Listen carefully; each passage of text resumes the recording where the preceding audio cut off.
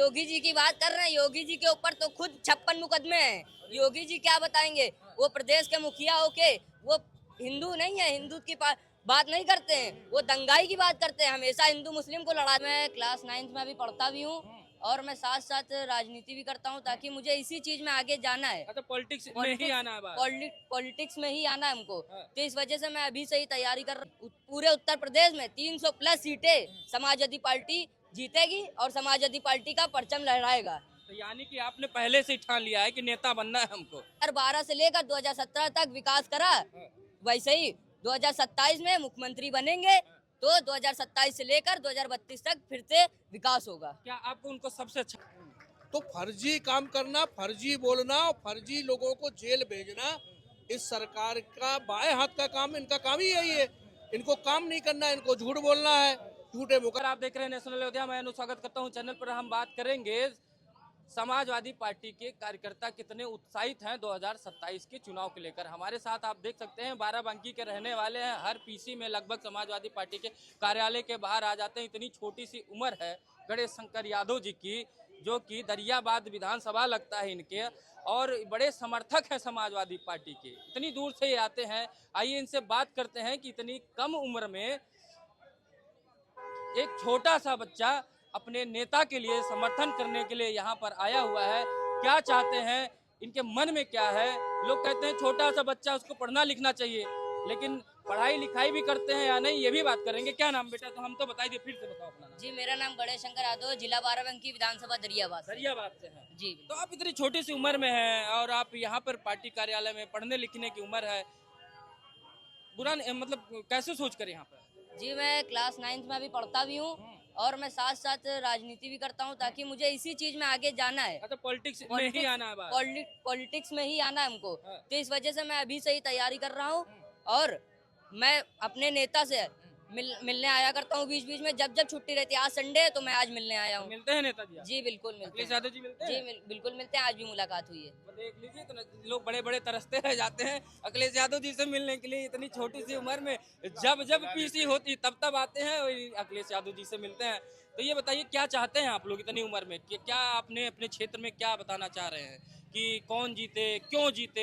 Bharatiya Janata party कहते हैं लोग, योगी जी की सरकार है, कैसे काउंटर करेंगे आप लोग? देखिए, मैं अपने विधानसभा में मैं चाहता हूँ कि हमारे बड़े भैया माननीय रिंकू भैया जी को टिकट मिलना चाहिए। और 10 साल से समाजवादी पार्टी दरियाबाद विधानसभा इसलिए हार रही, गलत टिकट मिलने की वजह से हार रही है। और मैं चाहता हूँ रिंकू भैया जी को मिले, क्योंकि इससे पहले उनके पिताजी, अब तो वो नहीं रहे, स्वर्गीय हो गए, उनके पिता राजा राजीव सिंह जी को टिकट मिलता था और वो जीतते भी थे।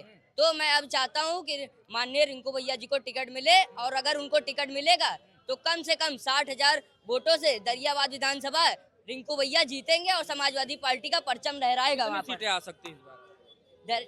बाराबंकी में 6 की 6 सीट आपकी समाजवादी पार्टी जीतने जा रही है, और आपकी पूरे उत्तर प्रदेश में 300 प्लस सीटें समाजवादी पार्टी जीतेगी और समाजवादी पार्टी का परचम लहराएगा। तो यानी कि आपने पहले से ही ठान लिया है कि नेता बनना है हमको समाजवादी पार्टी का? जी, क्योंकि भारतीय जनता पार्टी में लगातार बेरोजगारी और महंगाई का होती है और दलितों का उत्पीड़न होता है। और देखिए, जिस तरीके से ये हिंदुत्व की बात करते हैं, आप देख लीजिए, बीफ एक्सपोर्ट में उत्तर प्रदेश नंबर 1 पे और भारत दूसरे नंबर पे है। देख रहे हैं 9th क्लास का बच्चा, जो लोग बोलने में शर्माते हैं, संकोचाते हैं, इतना ज्ञान लेकर बैठा हुआ है। और तो बड़ी बात है यार। लेकिन ये बताओ, योगी जी को शासनकाल को पसंद नहीं कर रहे हो, इसलिए समाजवादी पार्टी को चुनने का कारण क्या है?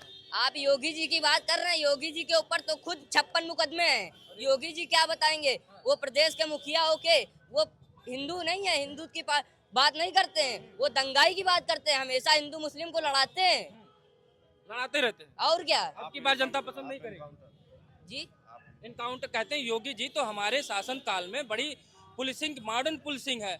इधर अपराध करोगे, अगले चौराहे पुलिस गोली मार देगी। कितने हाफ इनकाउंटर हुए, देख रहे हो ना? हाँ, तो तभी बलिया में आयुष यादव की हत्या हो गई, घर में घुस के मार दिया गया। तो कहाँ उसका इनकाउंटर हो गया? इतने हाफ इनकाउंटर तो हुए हैं योगी कहाँ हो गया, हम तो पूछ रहे हैं ना बलि। सभी लोग अभी अध्यक्ष जी भी कहते हैं कि योगी जी के शासन काल में इनकाउंटर भी बहुत होते हैं, बहुत इनकाउंटर हो रहा है। यानी कि आप योगी जी के बात से सहमत हैं कि अपने नेता की बात से सहमत हैं? मैं अपने नेता की बात से बिल्कुल सहमत हूँ, पर जहाँ जो बात गलत है वो गलत है।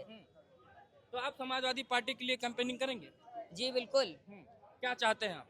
मैं यही चाहता हूँ कि उत्तर प्रदेश में 2027 में समाजवादी सरकार बने और माननीय हमारे नेता आदरणीय अखिलेश यादव जी प्रदेश के मुख्यमंत्री अगर बने। मुख्यमंत्री बन गए जी तो आप क्या चाहते हैं कि पहला काम वही करें? जी, मैं वो उनके तो सारे काम, पहली बात तो सही है।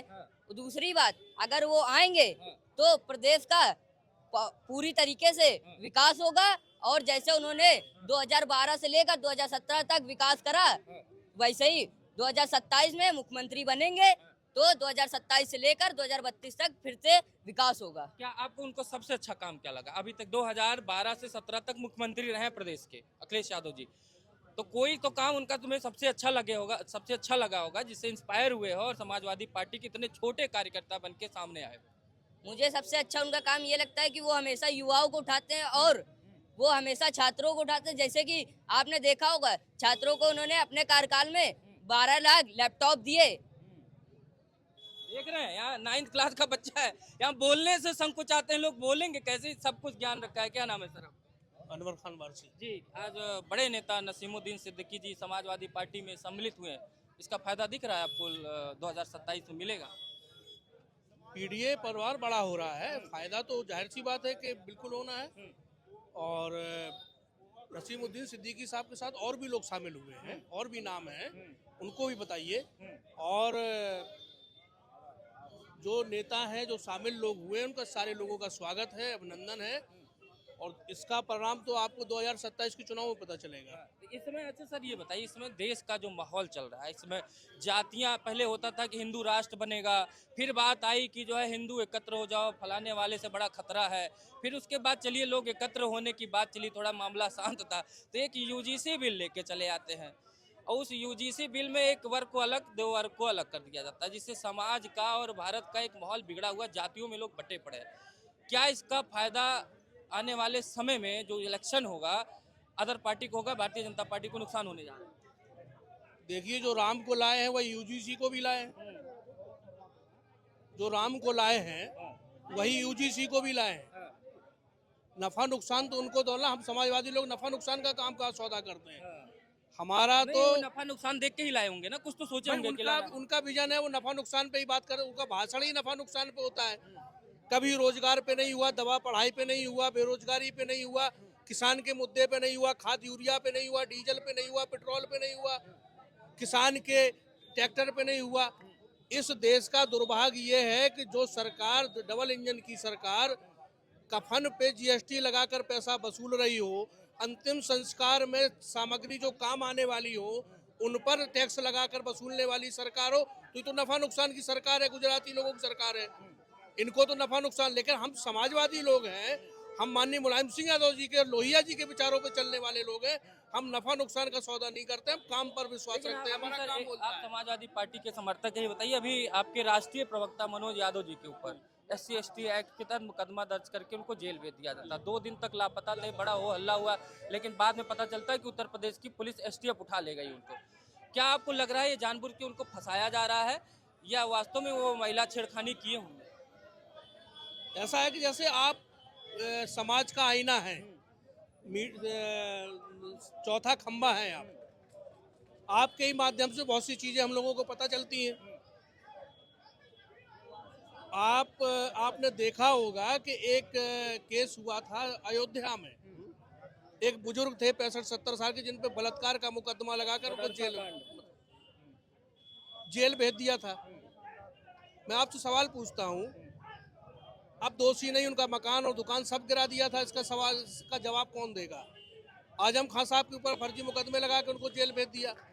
तो फर्जी काम करना, फर्जी बोलना और फर्जी लोगों को जेल भेजना इस सरकार का बाएं हाथ का काम, इनका काम ही यही है। इनको काम नहीं करना है, इनको झूठ बोलना है, झूठे मुकदमे में फंसाना है। अभी आप बच्चे से हाफ एनकाउंटर की बात कह रहे थे, प्रदेश में न जाने कितने फेक हाफ एनकाउंटर लोगों के कर दिए। इसलिए तो हाई कोर्ट ने भी सख्ती दिखाई कि यहाँ पर अफसरशाही ज्यादा चल रहा है, प्रेशर डाला जा रहा है जजों के ऊपर कि आप हमारे हिसाब से फैसला दीजिए, नहीं तो ठीक नहीं होगा। यहाँ तक हाई कोर्ट इस बात को कह रहा है, तो कहीं ना कहीं सवाल तो उठता है सर। जैसे सबसे बड़ा लोगों के सामने, देश की जनता के सामने सबसे बड़ा एक समस्या, सबसे बड़ा एक सवाल ये है कि अपने आप को बचाने के लिए संविधान बचाना पड़ेगा। ये सरकार संविधान पूरी तरह से खत्म करना चाहती है। जैसे अभी आपने कहा यूजीसी लाए हैं, यही मनुस्मृति ला रहे हैं। जो राम को लाए थे वो यूजीसी लाए और मनुस्मृति यही लाएंगे, तो हिंदू राष्ट्र बनाने की बात कर रहे हैं। सुनिए, यूजीसी में जो लेकर आए हैं, जो ज्यादातर जिनको राष्ट्रवादी कहा जाता है, जो सवर्ण वर्ग, जिनको ये लोग अपना कोर वोटर मानते हैं, उन्हीं के खिलाफ तो ये यूजीसी लेके आए थे कि इनको उस बिल से बाहर रखा गया, एससी और एसटी ओबीसी को जोड़ लिया गया। तो कैसे आप कह सकते हैं कि मनुस्मृति लाएंगे? क्या जो मानने वाले थे वही इनके दुश्मन होते जा रहे हैं? बोल रहे हैं, देखिए ऐसा है ना, नफा नुकसान का सौदा है। जहाँ 17% न करके उनको 80-85% चाहिए।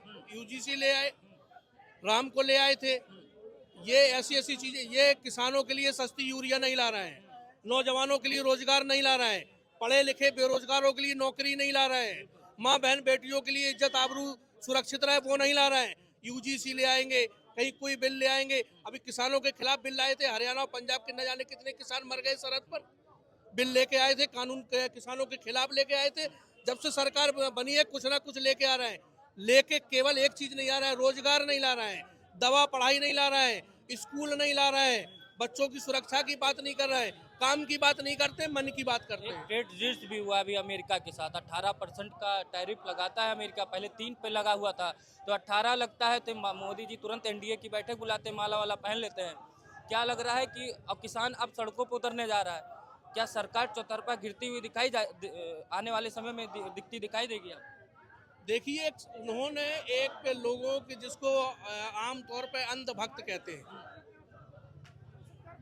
इन्होंने इतना पैदा कर दिया है कि अभी तो एक फाइल का जिक्र चल रहा है। हा? अभी तो जो अब अमेरिका की बात चल रही है, उन्हीं के कदमों पर है। और दुर्भाग्य इस देश का, इस देश की जनता का, जहां गांधी और गौतम पैदा हुए हो, सुभाष चंद्र बोस जैसे लोग पैदा हुए हो, चंद्रशेखर आजाद पैदा हुए हो, जब वो उसमें फाइल में लिप्त तो अमेरिका का राष्ट्रपति जब आता है तो यहाँ की शहर की लोगों के, गरीब लोगों की झोपड़ियां ढक दी जाती है।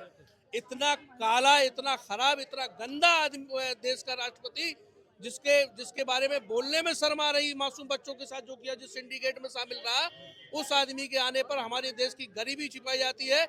डूब मरना चाहिए इन लोगों को कि हमारे देश के गरीब रिक्शा चलाने वाले उन लोगों से, उस राष्ट्रपति से लाख बेहतर है, क्योंकि हमारे यहाँ के। आपको लग रहा है कि मोदी जी प्रेशर में क्या मौके, क्योंकि अमेरिका का राष्ट्रपति कर रहा है कि मैं जिस दिन चाहूँ मोदी का जो है मैं राजनीतिक करियर खत्म कर दूं? कौन से प्रेशर? कुछ चीजें ऐसी होती है, कुछ राज ऐसे होते हैं जिसका खुलने का डर होता है, और मुझे लग रहा है कि कुछ ऐसे राज हैं। राहुल गांधी जी ने सदन में कहा था कि अभी बहुत कुछ है, कुछ ऐसे राज हैं जिसका खुलने का डर है, इसलिए नतमस्तक हो चुके हैं। वही हाइड्रोजन बम की बात, हाइड्रोजन बम की बात कर रहे हैं। टूटेगा जरूर, और पाप का घड़ा तो छलक रहा है, फूटने ही वाला है। ये तो पाप का घड़ा भर गया 10 सालों में, फूटने वाला है। कब फूट जाए ऊपर वाला तय करेगा। लेकिन इस देश पर, गरीब जनता पर संकट है। इस देश में संविधान बचाने का, देश में कानून बचा